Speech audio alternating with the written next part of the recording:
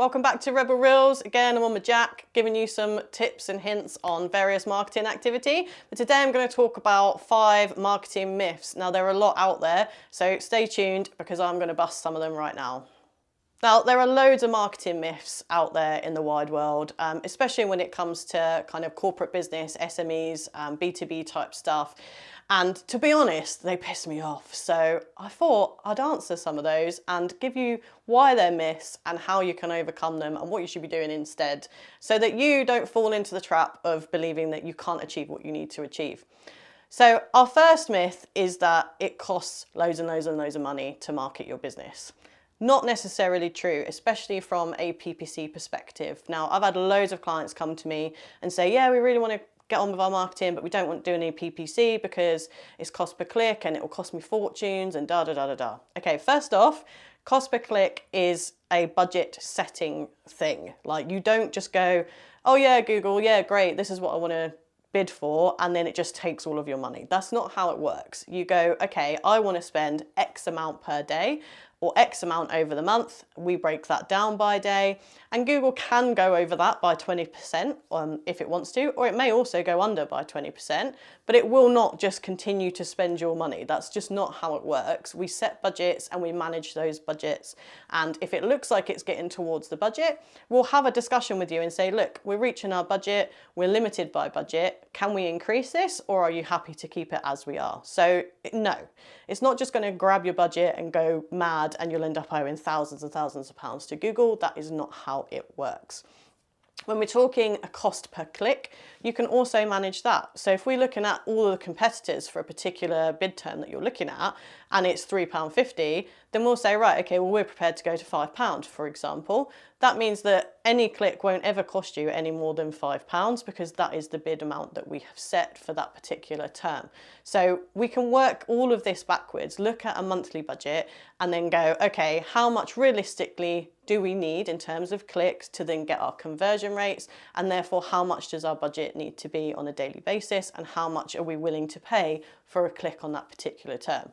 Now, don't get me wrong, if you're selling mobile phones and you're looking to compete with the likes of Vodafone or EE or any of those big boys, the competition is going to be high, so your cost per click will be higher. But that doesn't mean you can't control your budget. So if you only wanted to spend 600 quid, only spend 600 quid, but you just need to be aware that your conversion rate will probably be significantly lower and your impressions will probably be significantly lower because you're competing in a bigger arena with bigger people that have bigger budgets than you do.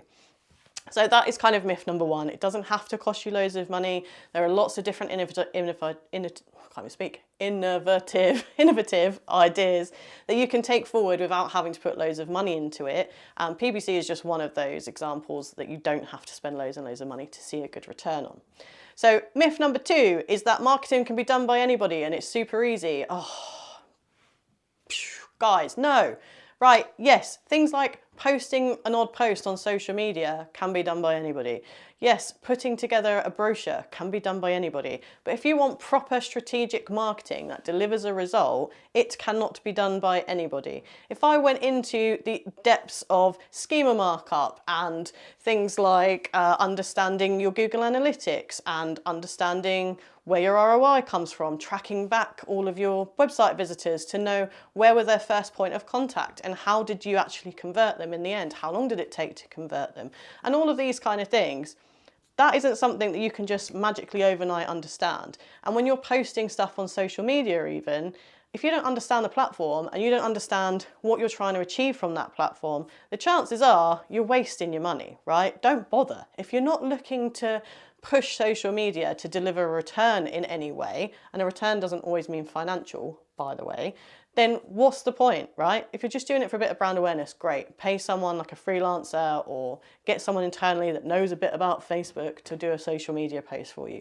But if you want some strategic direction and you actually want to achieve a goal on that platform, then you need somebody that knows what they're doing. You know, people don't go and get master's degrees and spend years and years and years in marketing to only know how to put a post together the same as somebody up the road who's been doing it for 5 minutes who can use Canva, right? So that is myth number 2. Myth number 3 is that businesses don't need marketing. Now, we get this one an awful lot, and unfortunately there's quite a few businesses that have come to us recently that have come a cropper with this, because what they think is their business has been around since, you know, maybe the 80s, 70s, maybe longer than that. And everything that they've done to date has always been word of mouth and stuff coming through the door naturally, or they've got a sales team of 20 or 30 people that sit there making outbound calls. Now that's all great, but actually in this digital space, in a minute, you are going to be overtaken by your competitors who are speaking to people digitally and using digital marketing and other forms of marketing to bring people to them. So your sales team always fight against marketing. I don't know why, but sales teams always like to fight against marketing, but actually marketing is there to make your sales team's job easier, right? So we can deliver almost fully qualified leads through the door that all your sales team are having to do is then close those leads.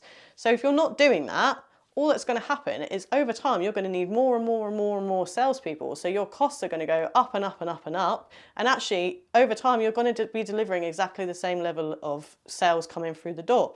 So if you don't get on the digital marketing space pretty pronto, you will find that your sales and your inbound lead generation will be decreasing all of the time. Particularly as you might look at things like TikTok now and think, oh, well, you know, it's all a bunch of young people on there. Why should we be on TikTok? It's completely irrelevant. Yeah, right now, that might be the case. But if you want to future-proof your business, those little kids that are currently on TikTok that are in their, you know, late teens and early 20s, they're going to be the decision makers in 10 years' time. So if you're not in there early doors and you're not beginning to build and engage with these people early doors, guess who they're going to choose in 10 years' time? And when all your other people that you currently work with are retired and don't give a shit about you anymore, you won't be able to pick up an audience, or you'll be scrabbling around at that point and spending a shit ton of money to try and catch up with your competitor. So that is myth number 3. And now I'm out of breath. Myth number 4 is that marketing is something that's only done in large corporations. Now, this is very similar to kind of, you know, anyone can do marketing or you don't need marketing. But actually, if you look at things like Coca-Cola or Pepsi, McDonald's, all of these are some of the biggest brands in the world, and yet they still market their business consistently every single day on multiple channels. Why is that? Because without marketing, without brand awareness, your sales will drop. It's a fact. So actually, if you're even a small business and you're not investing in your marketing, chances are you're missing a lot of tricks and you're not getting enough sales through your door. So it's not going to take 2 seconds, which is going to be another myth busting thing in a minute.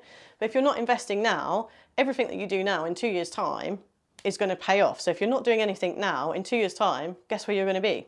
Exactly where you are now. So even as a small business, you should be taking and reinvesting some of your profits back into marketing and back into the sale of your business. Otherwise, you're not going to grow. So myth number 5 is that it isn't a quick win. For some bizarre reason, I don't know, maybe it's just society these days, everything seems to happen overnight, or everyone wants everything yesterday.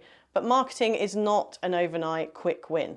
And it's so frustrating when people think this. So even if we're talking about PPC or paid advertising, people think, right, I put a budget into it, that means I'll get an immediate result. No. PPC, again, especially Google Ads, is an AI tool. So it's artificial intelligence, which means it has to learn. So we can go in at the front end and be really clean and really clear on what we want to achieve, but you'll still get some shit through, right? So you're still going to get through stuff that you don't necessarily want, leads that aren't particularly good, etc., etc. So it's our job then to go back in and optimize that and say to Google, yeah, okay, what you delivered here was great, this not so much. And that takes time. Same with building an audience, same as building organic growth, anything like that takes time, particularly if you're relying on other tools in order to do that, like Google. So if we could go make a load of changes on your site tomorrow that we think are going to positively impact your SEO and your organic search results, but actually if Google doesn't recrawl your site immediately, that could take 3, 4, 5, 6 weeks to actually implement and deliver any kind of return. And even then, it's about building upon that, building the bigger picture. If you go in and you've got a crap domain rating, you're not going to rank for the bigger keywords that you're looking to rank for. If we come in and you've got 0 followers on social media, that's going to take time to grow your followers and grow that engagement. So it's never a quick win. no matter how much money you chuck at something, it's not going to deliver, you know, a decent return overnight. And the more you invest and the longer you invest, the better your results will be. So your marketing budget can come down over time, and you will still retain the level of conversion and level of sales that you're seeing.